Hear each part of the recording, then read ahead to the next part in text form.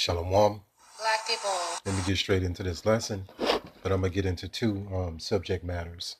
This video, this beloved elder Montezakba um, did a lesson about these Edomites.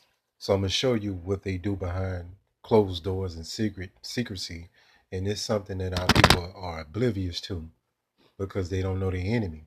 They don't get the inner workings of their enemy. They're under that construct of so-called white man Christianity, right? So I'm gonna get into this video, and then I'm gonna get into a definition. I'm gonna get into a word, and I'm gonna get in definition. In the second leg of this video, we're gonna be going into these Edomites, how they think. You know what I'm saying? Play this video. I had my first day today at a new job, and basically, without going too far into it, my job is to schedule care for people that need it. A lot of this job is going through applications for people who want to give care. I learned today, if it is a name that does not sound white, we are to move it to the completed tasks. We then note your application as moved due to name standards. Now, it's my first day, so I ask, what does that mean? I'm black, very light-skinned, obviously. And she says, and I said, you mean like our names? Like our names? Because I thought it was like a brand standard, like, no, it's literally our names. So I just want you to know, and everybody else to know, this 100% happens, and I have 122 screenshots of people, their names, their phone numbers, and their email addresses, and the reason why they weren't hired directly because of their name. Then I have this. You see that? So this what goes on behind closed doors. So they discriminate on you in many different ways that you can't comprehend. And this is why the so-called white people control the wealth. When you see these um, middle class, so-called middle class communities, these $500,000 on up, you know, they call them like almost like a 3-story home. It's kind of hard to explain. You see them in a lot of these inner cities, um, but these homes, starting at $500,000 on up to 1.2 mil, and that's why the so-called white man controls the wealth because they control who gets the good jobs and who get the bad jobs, and that's why all these neighborhoods are set up a certain way. This is all by design. You even got something that they did, and they still do it, but they don't do it as an open as they used to, called redlining. Redlining. Matter of fact, let me get into that definition. And they do this in many different ways, and that's why your typical so-called white person, um, they don't get the. Some of them don't really understand how they get the benefit off these things. That's why they had that 1,000-yard stare when you tell them that they the devil. You know what I'm saying? Let me get into redlining definition. So redlining. It says redlining is a discriminatory practice now illegal. They'll say now illegal, but it ain't. Where services like loans are denied to people in certain neighborhoods. That shit goes on to this day. It says historically based on their racial or ethnic makeup rather than their individual qualifications. This shit goes on right now. It says originating with government sponsored maps during the 1930s. Government sponsored maps. So this government conspired against you so-called blacks, Hispanic, and Native Americans, and they still do today. It says the color-coded neighborhoods with red ink to mark the areas too risky for investment. You hear this? Education and economic opportunities in those communities. That's why you go to most of these cities, you got the so-called white part of town, and you got the so-called black and Hispanic part of town. This is done by design throughout the whole landscape of America. And you know what I'm saying? And also in the other so-called European nations. Let's get in this video. I didn't even make it 1 hour. After I got my heart rate to stop spiking, I went and found the owner like I planned and asked her directly, super calm. She didn't deny any of it. She admitted that it's, fucked up. She apologized. I told her that I don't think this is going to be a good fit because this is not something that I would be willing to participate in. I made sure to keep it, professional and not scary, not threatening. So I have a phone call. And what this is called is covert racism. I'm going to get into that definition. Then I'm going to get into this other devil. Give me 1 second. Right here, it says covert racism is a form of racial discrimination that is subtle, disguised, and less easily recognized than overt racism. And this is what you living in this construct today. You're getting discriminated on and you don't even fucking know it. It says, unlike overt acts like racial slurs and blatant segregation, covert racism often appears hidden within societal norms and systems. What they call you black, which is black is associated with something negative, and that's why they call themselves white. White is associated with something positive. It's baked into the fabric of this society, and people ignorantly follow this shit to this very day, and that's why we constantly getting upset. Let's get on to this. It says, with societal norms and systems, making it difficult to identify and challenge. Its concealed nature allows perpetrators to claim plausible deniability, and the behavior may even stem from unconscious bias rather than intentional malice. Do you hear this? Let's get more into this. Let's go back into this other part of this video. Matter of fact, let's just stick here. It says systematic bias.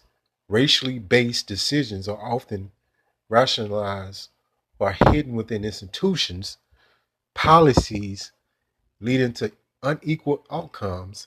This can affect areas such as employment, explicit biases in hiring decision, performance reviews, and promotions. Do you hear this? This is something that's done to you and you don't know it. It says housing, discriminatory practices that limit housing opportunities for minorities. It says healthcare, disparities in care caused by unconscious bias, coded language. Check this shit out. Using racially coded terms and phrases that appear neutral on the surface but carry racist undertones. This includes phrases like urban crime or focusing on culture of poverty to explain racial disparities. I can just keep going on this one. Matter of fact, that's what I'm gonna do.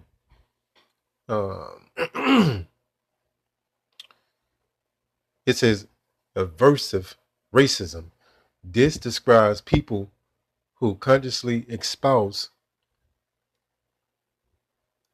Give me 1 second. Let me get back into this. Had to look this word up. It says egalitarian. Salakia. Values but still holds unconscious negative feelings towards people in minority groups. And that's that perpetual hatred that the so-called white man have against you, the tribes of the nation of Israel, so-called blacks, Hispanic, and Native Americans.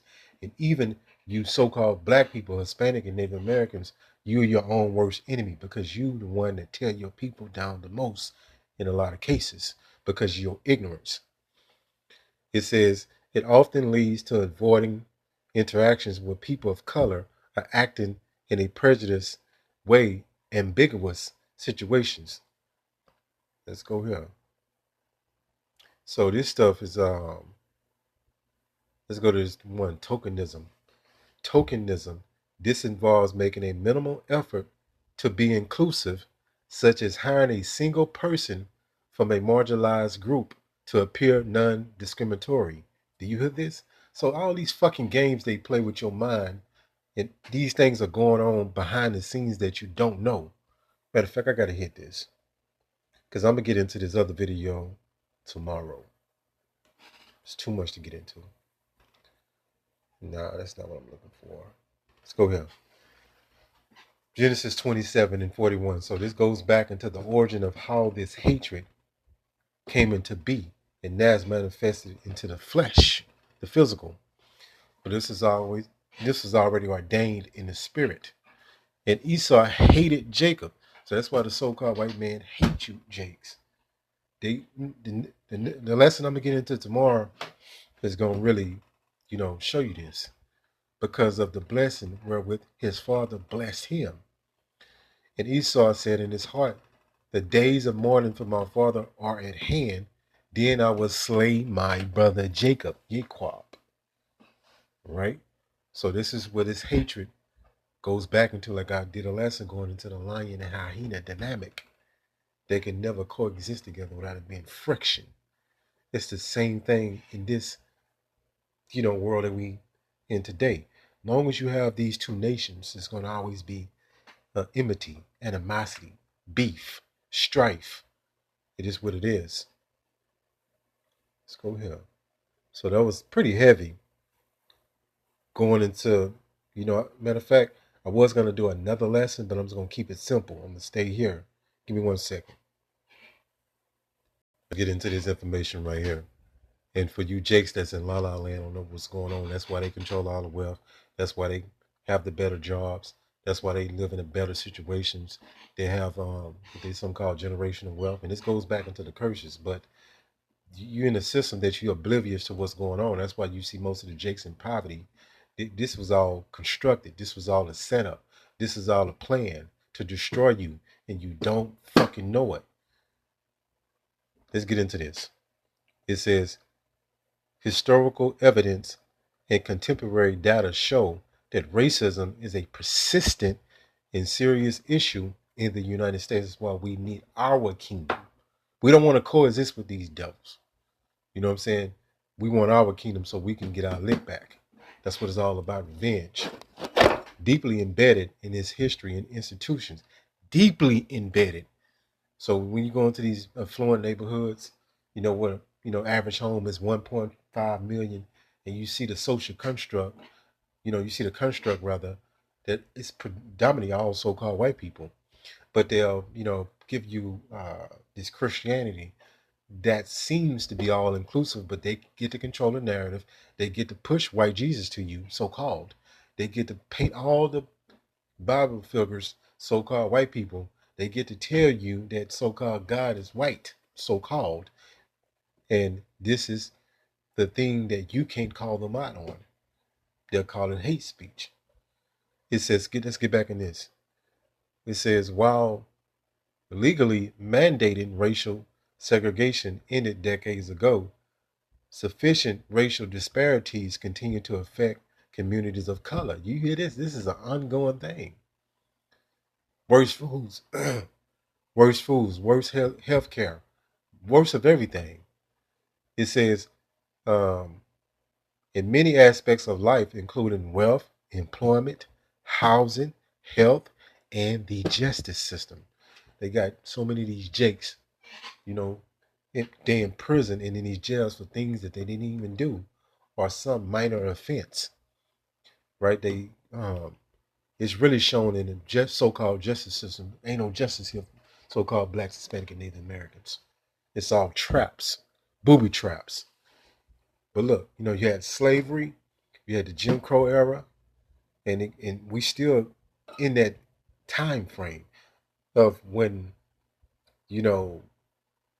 how can I say it? We're in a time frame that we're still getting oppressed, but it's done in a different way. So ain't nothing changed. It's just the way it's been done has changed. And it seemed like that's why people can't really see it, because it's hidden. All right, hopefully this lesson was edifying. Call Allah Yahweh Bahashim Yahweh Shah Bahashim Rachat Kodash Shalom.